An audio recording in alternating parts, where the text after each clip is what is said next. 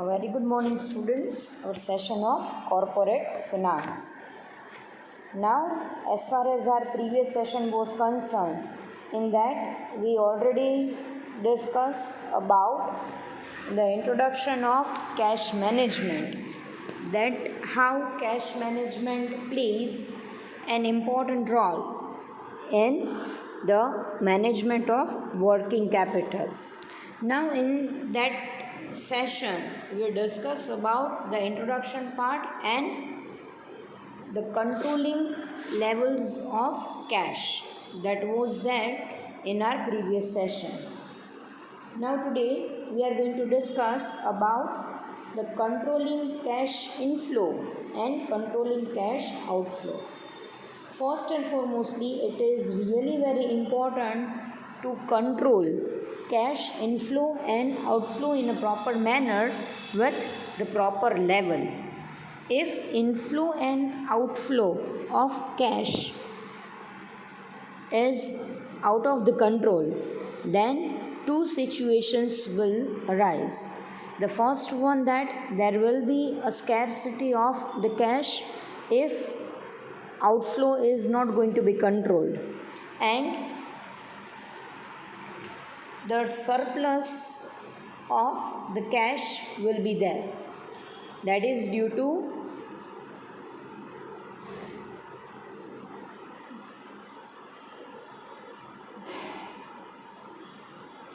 when the inflow is not going to be controlled. So now let's discuss the controlling cash inflow. Under that, mainly two techniques are there through which we are able to control our cash inflow. Under that, the first one is concentration banking. Now, basically, in concentration banking, there is a proper system of decentralized collection of accounts receivable in the case of large firm, and it is suitable for those organizations who are dealing in the credit sales.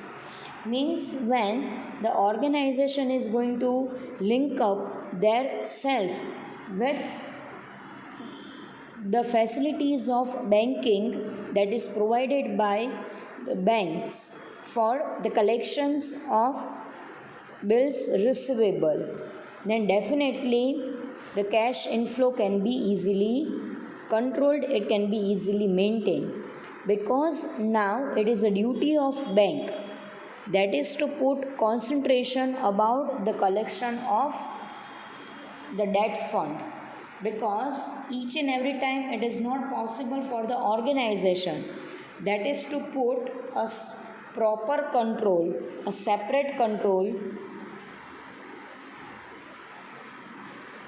at the time of collection of each and every their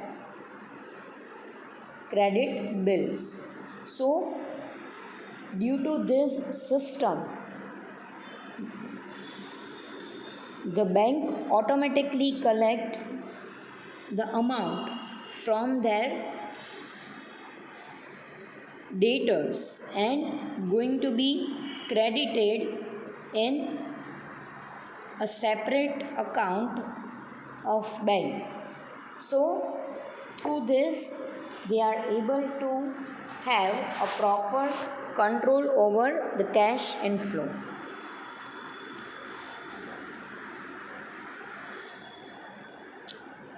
Now, first and foremostly,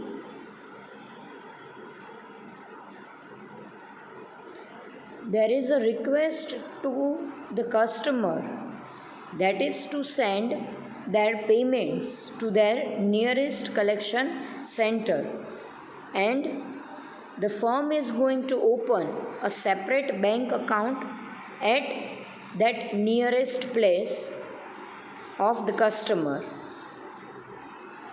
Now the customer are going to deposit the amount at the nearest collection center, that is nearest bank, and from that particular center, the firm is going to collect their debit money of the customer. So it will be easy for the organization to collect the cash. It will be easy for the customers, that is to pay their credit bills, and it is easy for bank, that is to transfer the money from a single account to another account. So first system is about concentration banking. Then after, the second one, that is lockbox system.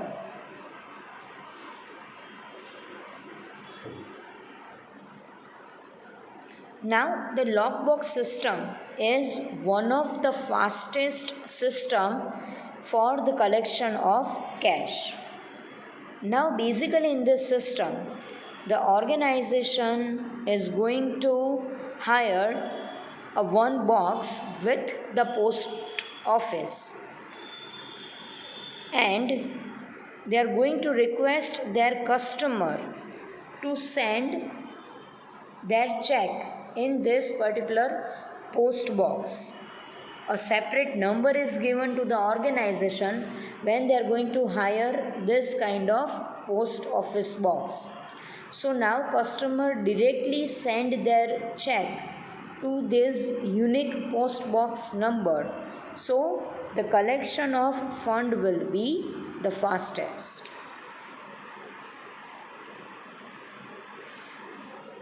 Now here the organization's local bank is given the authority to open the box and credit the payments in the firm's bank account.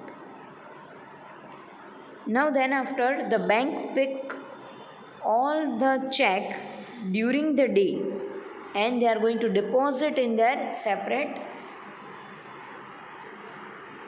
bank account. So it will be easy for the customer to pay their bills, and it is easy for the organization, that is to receive their bills within a proper time period. So here, through these two techniques, the organization is able to control their cash inflow. Now let's see, that is controlling the cash outflows. Here again separate two techniques are given to control the cash outflow. The first one, that is centralized disbursement.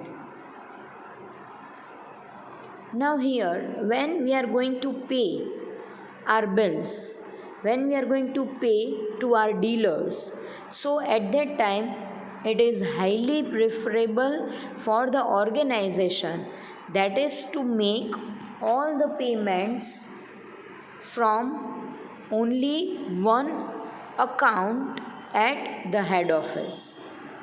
So when the cash outflow is there, when a single account is prepared by the organization and the payment system is controlled by the head office only, so at that time the chances of fraud, the chances of malfunctions will be minimum to minimum. And with the help of this centralized disbursement techniques,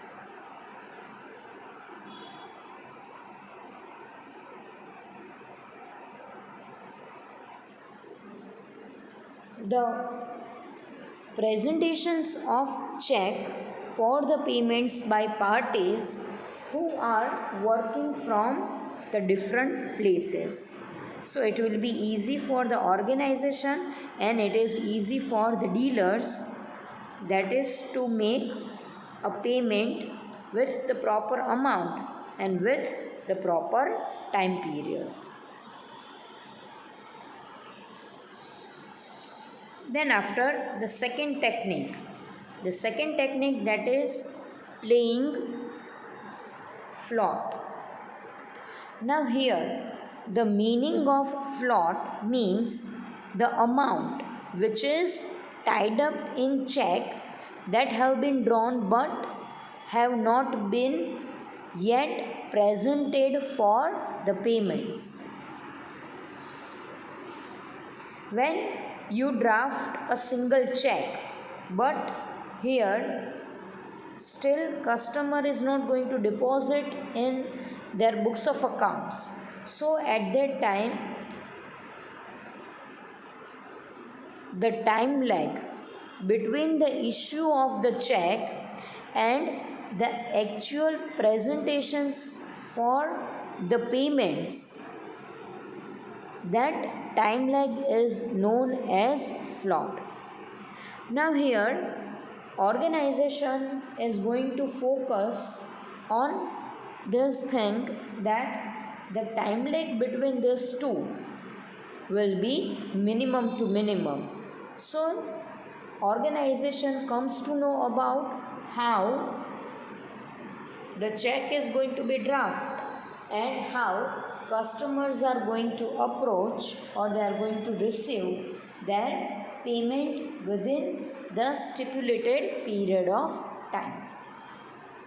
So through these two techniques the cash outflow can be controlled.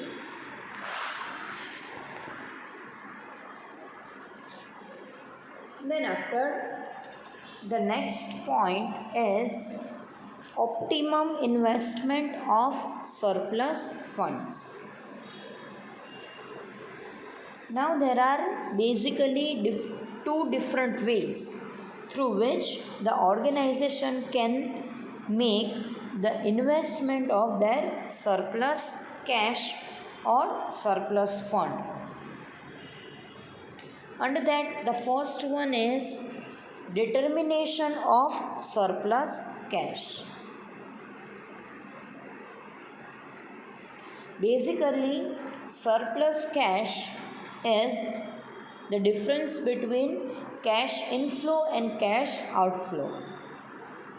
Now here organization put the maximum focus on these kinds of surplus cash because the requirement can be computed by the organization, and here they are going to see that what is the basic requirement of these kinds of surplus cash and in which transactions the organizations is receiving this kind of surplus cash.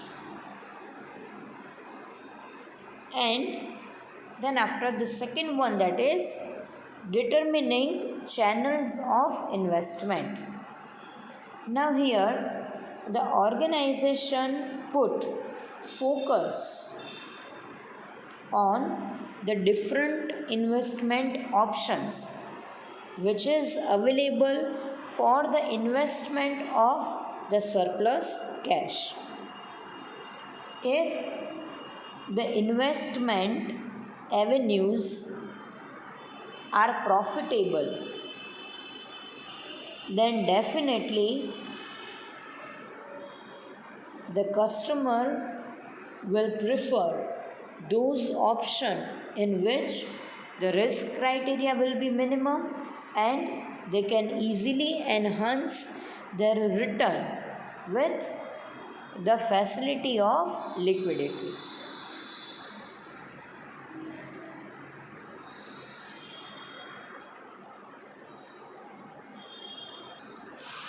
Now the next point is motives for holding cash. Why organization put so much emphasis on the cash management?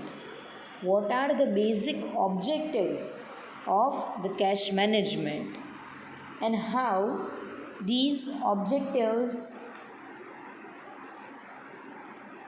will produce the maximum benefits to the organization.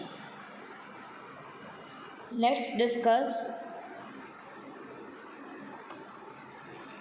the different motives for holding the cash. Under that, the first one is about the transaction motives. Yes, as we already know that to meet their daily expenditures, to run the business smoothly, the organization requires cash in a proper manner. The organization is going to purchase raw material on the regular basis. They are going to pay the packaging expenses. They are going to pay the transportation cost. They are going to pay the wages, the salaries to their workers and employees. The organization is going to bear their routine expenditures. The company pays tax, and then after they are supposed to pay dividend to their shareholders. So these all are the routine expenditures. These all are the routine activity which the organization needs to focus when they are going to manage their working capital. Now, if the cash management is proper in the organization, then definitely the transactions will become very smooth, because there will be no situation of scarcity of the fund, or we can say that the company enjoys a proper fund without any scarcity or without any surplus. So, the first motive for holding the cash is the transaction motive. The second motive, that is the precautionary motive. Now, basically, in this motive, the organization is going to manage their cash inflow and outflow in a proper manner. That is to meet the unexpected contingency. Or we can say that when there is the uncontrollable situation in the external environment, when the nature is not in the favor, when the employees are not working with the harmony, and due to that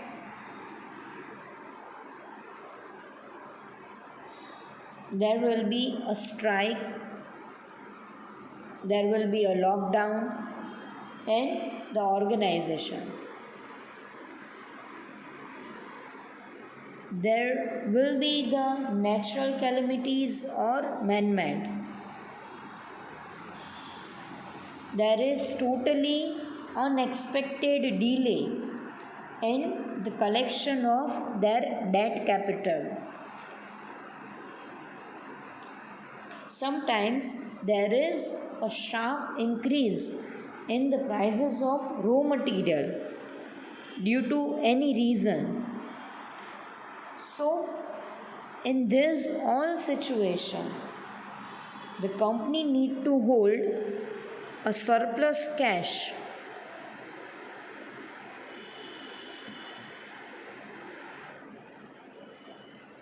and that is known as the precautionary balance, and company can use this cash in this worst situation. And if the surplus fund for this unexpected contingency is not there, then definitely the company is not in position to make a fight in this kind of uncontrollable situation. The third one, that is speculative motives. Now here the organization is going to hold such a cash balance with them to take the advantages of profitable opportunities in the external market.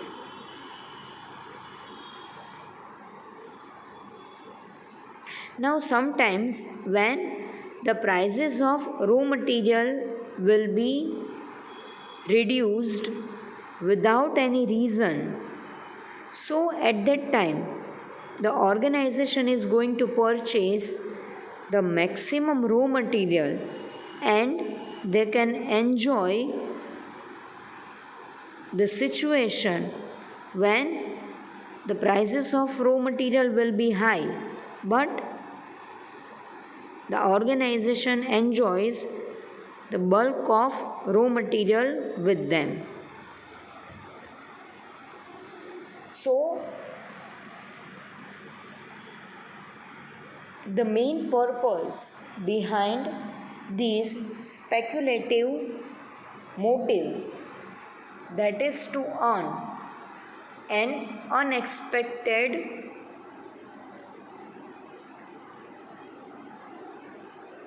profit with the hold of maximum cash.